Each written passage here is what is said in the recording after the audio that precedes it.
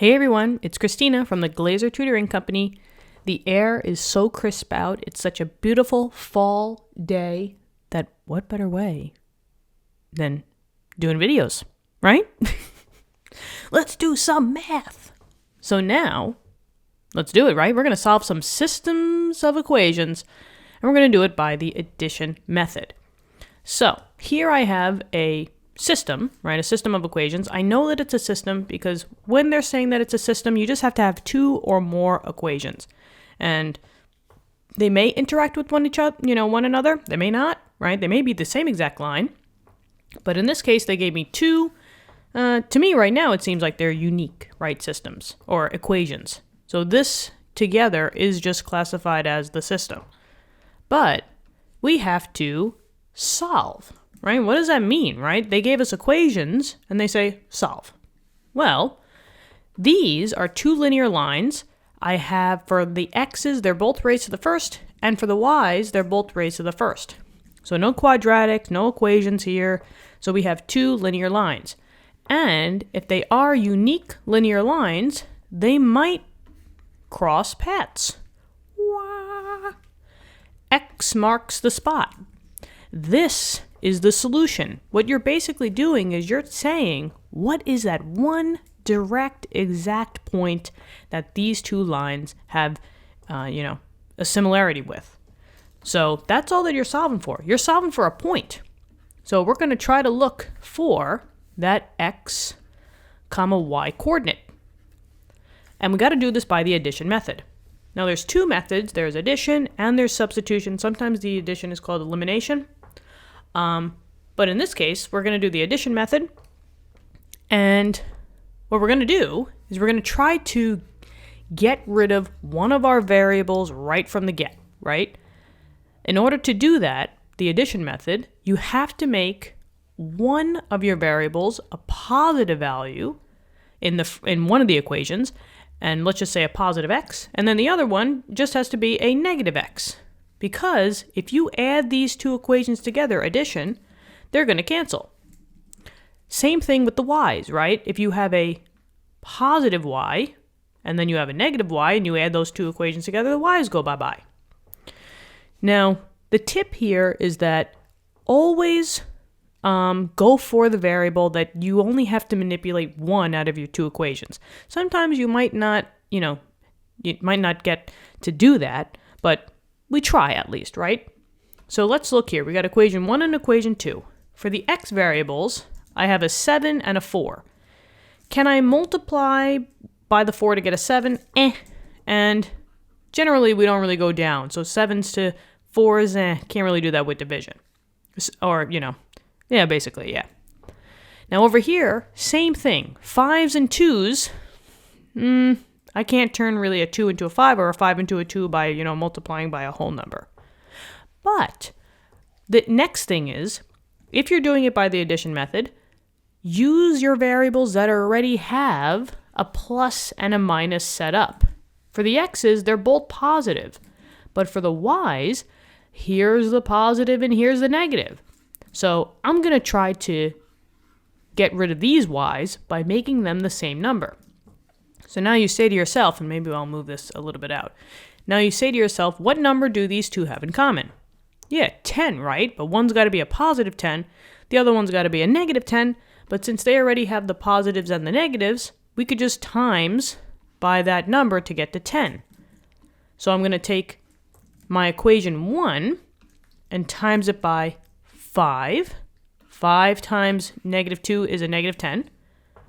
And then 5 times 2. So essentially what you're doing is you're just multiplying by the opposite number.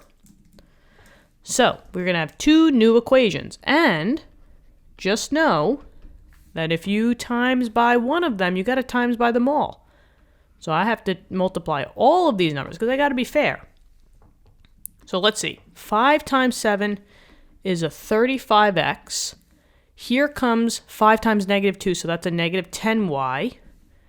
And then we got 5 times 3 is 15. Let's do equation 2 now. We got to do the same thing. So this 2 has to be multiplied by every one. So 2 times 4 is 8x. Here comes the positive 10. 2 times 5 is a positive 10. And then that equals 2 times 3.25. That's what? 6.5. 6.50. Right? You have 2 of these. Yeah. Now, here comes the addition, right? So I'm going to add these 2 values together, and let's see what I get. So 35 plus 8, that's 5, 6, 7, 8, so 43.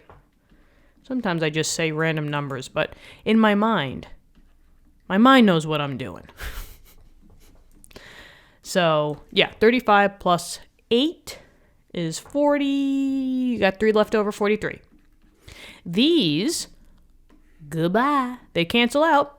And now you're just left with the x values. So this is going to equal, what is this? 6.5 and 15. So 21. 21.50. And yep, they were both positive. So we're good there. And now we just want to divide. So we're going to take the 43 and divide it by 21.5. And I believe that that's going to be a 2. I'm just going to analyze it. So let's get rid of the 43. X equals, well, it's going to be a half. Because let's see, if I take 2150 and I times that by 2, what is that going to be? That's going to be 42 plus the 50. Yep, 43. So this is going to be 1/2. And maybe what I'll do is I'll put it in blue. And we have one of the 2 coordinates, right? We now know that the x coordinate is going to be 1/2. All right, let's box this in. Little cute little sky blue. Let's throw this on over here now. And we have the x value. So all that's left to do is just find the y value. But where do we go from here? Go back to your original equations. And you could pick equation 1, you could pick equation 2. Doesn't matter. Just pick the one that's easy for you. Doesn't matter what you do, pick the one that's easy for you. Hey! Sorry, I'm having too much fun. Maybe I don't want to work with this decimal, so I'll go for equation 1. So the original equation 1 was 7x minus 2y equals 3.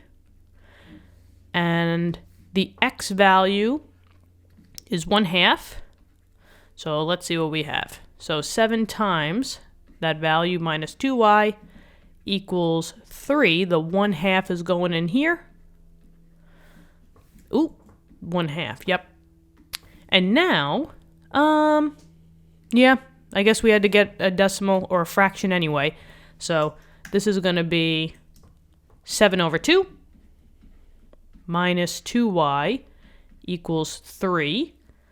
So maybe I will minus 7/2.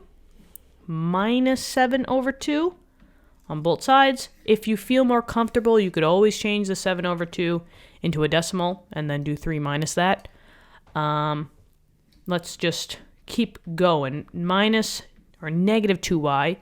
This would be the same thing as 6/2. So 6 minus 7 is negative 1/2. And I'm just going to triple check on that. 6/2 equals 3. So 6 minus 7 is a negative 1. Yep, there you go. And then just use your, I guess, division. Let me see if I could pull this up a little bit. There we go. This I could pull up a little bit.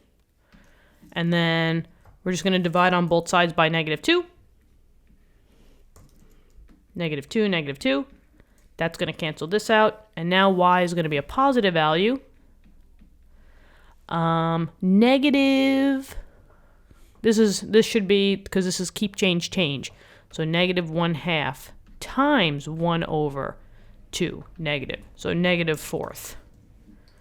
So negative. Actually positive, because they're both negative. 1/4.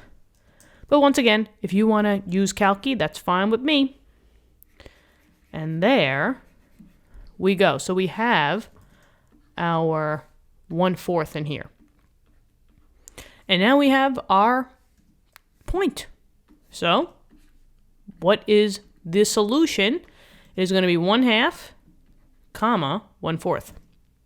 That's the point that they have in common, and that is your final answer. What'd you think? Thank you so much for viewing the video, sticking with me for the whole ride. I really hope this helped. Let me know in the comments. If you haven't subscribed yet, please subscribe to the channel. Just gets the word out there that this channel exists. I think it's pretty cool. What do you think? Like the video, tell your friends, tell your classmates. Yeah, thanks for being awesome. Also, I would like to give a huge shout out to Maricela. Thank you so much for being a member to the channel. Your support means a lot to my brother and me, and we're thrilled to have you be a part of this amazing community. Memberships are open on the channel, and if you want to become a member, just click that join button, which can be found below on any video if you're watching on your desktop, or it can be found on the overall channel page too. For all of you that want your name shown in the video, don't forget to choose the gold tier or higher. Thank you so much for considering, and have a great day. Talk to you in the next lesson. Bye-bye.